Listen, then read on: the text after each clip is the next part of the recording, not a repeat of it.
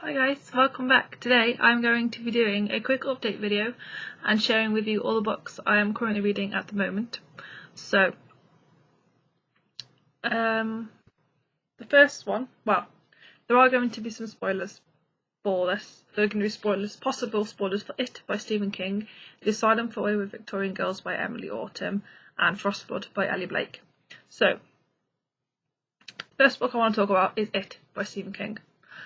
And most people that know about this book know it's over 1200 pages long. I am currently at page 224, so slowly making my way through it. I'm hoping to read it within the month. But I need to talk about something that happens within the first 50 pages. It's totally messed up. If you don't want to be spoiled, then please mute the video or just don't watch the video. I need to vent a little bit about this. I expect from Stephen King that it's going to be controversial and there's going to be difficult things to read about, and I didn't expect it to be as gory as it is. And there's a little 5-year-old boy within the first 50 pages who is killed by it. He basically he's running down the street chasing a little paper boat that his brother made for him because it's storming and there's really bad weather and floods and things, so he's running down the street chasing this boat and it falls down a storm drain, his boat does, so he goes to the storm drain and sees it in there, who's obviously Pennywise the clown, and they talk and have a bit of a strange conversation, and it kills the little boy, pulls him in the drain and literally pulls his arm off, like from the socket, pulls his arm off, so the kid bleeds to death and dies. That's just one of the many events that have already happened in this book, and there's a trigger warning as well for abuse, because one of the characters, who is now an adult, who was the same age as this little boy when he was killed, it's backstories now from all the characters. One of them isn't very nice, he's abusive to his partner, and literally if she does anything he doesn't agree with, he hits her with this belt. So if she gets a parking ticket, he'll hit her with the belt. If he comes home from work and his dinner isn't ready or it's cold, she gets hit with the belt.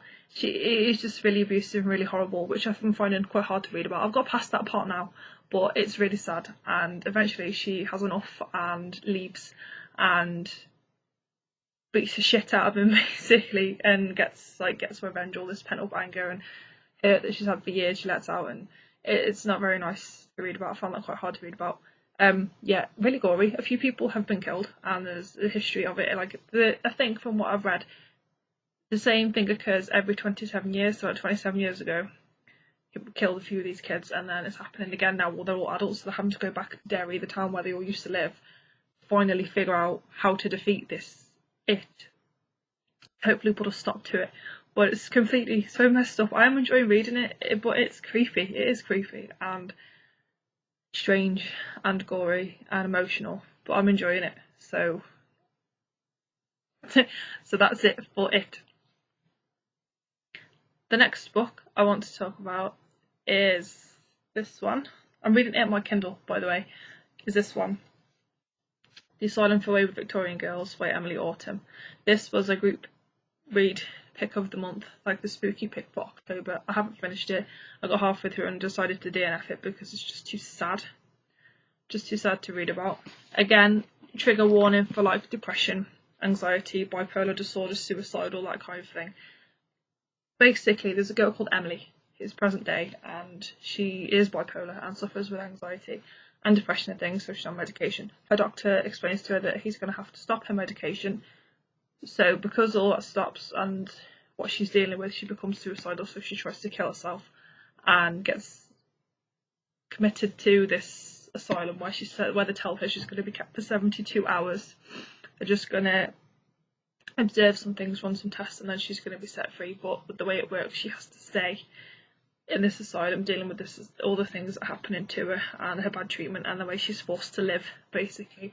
She isn't allowed any of her possessions. She likes to draw and likes to write, and one of the nurses who works there gives her a notebook for her to have throughout the day, and she has to put it away at night.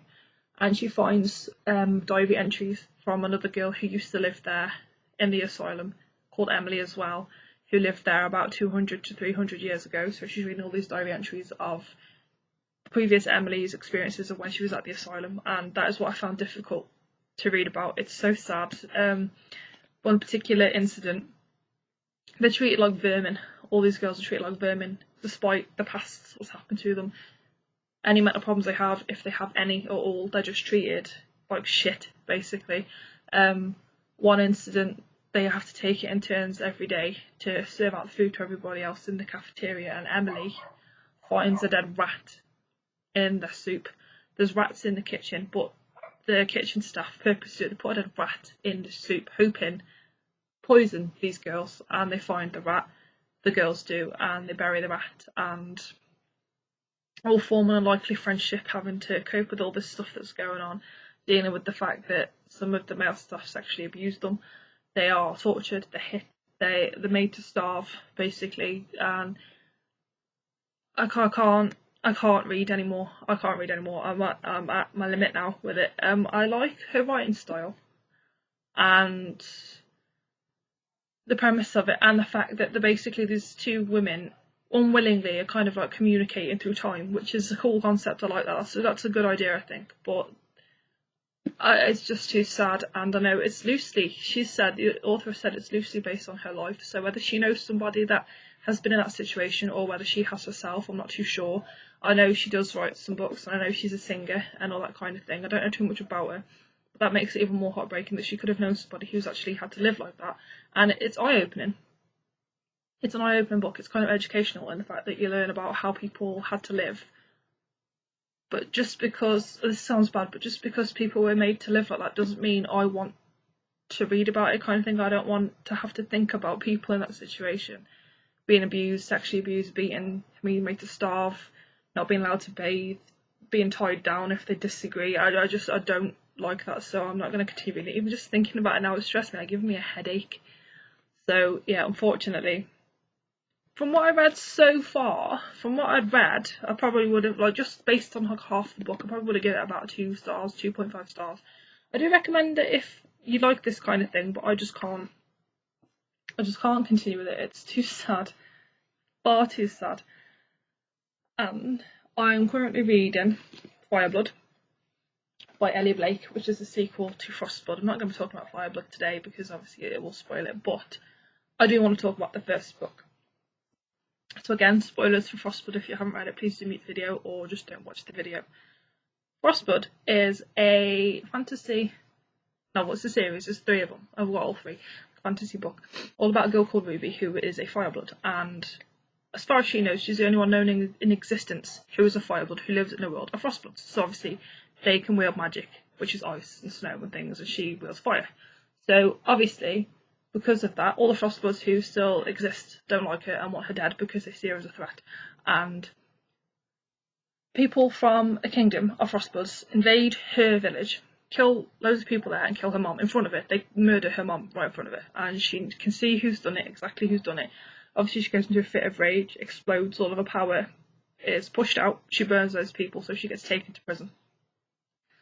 And she's there for about a month to 2 months again, being treated really badly, being tortured, being beaten, not being fed. They keep throwing freezing cold water over her to quell her power, so she can't get enough of her power to do any damage. She's shackled to the floor, she can't move.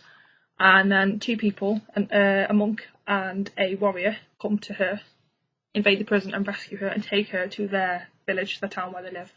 And the monks take her in, look after her and teach her how to hone her power, and look after her, feed her, show her what it is to basically be part of the family.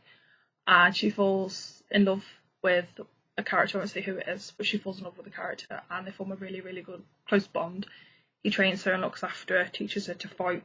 This monk teaches her to control her power because she's scared of her own power. So she eventually wants to go to the village, or the kingdom, of where the Frost King lives, because she wants to kill the Frost King to put a stop to all the Frostbloods trying to eliminate Firebloods. So she has to enter an arena and fight and impress the Frost King and like go up through the ranks, so she'll get a chance to get near him, to kill him. She has to destroy the throne that he's on, because the throne is what holds all the power, which is making the Frostblood King like kind of corrupt and making him murderous and wanting to kill everybody. So she has to destroy the throne. For a fantasy book. I'm not overly keen on fantasy all the time, but I really did love this book. There's such a lot that goes on in just the first book. I flew through the first book. The main thing I like, which I don't normally like a lot in books, is like the political intrigue. There's such a lot of political intrigue in this book to do with the government. I like their government and the way they do things, and the process of eradicating problems and coming together, like united as a kingdom to sort things out, was really interesting. The political intrigue, like the hierarchy, was really interesting in this book as well. Obviously, there's people who are like seen as like, you know, more values people, and people who are treated like scum, all that kind of thing was really interesting. I really enjoyed the first book, gave it 4 stars, and yeah, I'm halfway through Fireblood and I'm really enjoying Fireblood, probably more than the first one. But yeah, it's really good. I don't like Throne of Glass. It's no secret that I don't like Throne of Glass. I don't like the first book at all. I think it's crap. I do. I think it's really bad. Frostblood, so much better than Throne of Glass. For a first book in a fantasy series, I really did love Frostblood, so I highly recommend checking that one out. And I'm currently rereading Harry Potter and the Chamber of Secrets as well as reread. I don't think I really need to say too much about that, because I think at least 99% of the population are familiar with Harry Potter now. But again, I'm really enjoying rereading some Harry Potter. It's a welcome change from reading it, because it is very intense, very creepy, very scary. So Chamber of Secrets is a very nice, light change, bit of change of pace from it, because I need it, because it's just really weird. But yeah, that's it for this video, guys. I just thought I would give you a quick update on what I've been reading and what I've been thinking. Like I said, I will post in the description box as well that the video will contain spoilers, so you have a warning in case you don't want to know what's happening in these books. But yeah, I hope you guys did enjoy this video. If you did, please give it a thumbs up, subscribe so you don't miss any future videos, and I will see you hopefully very soon in another video. Bye!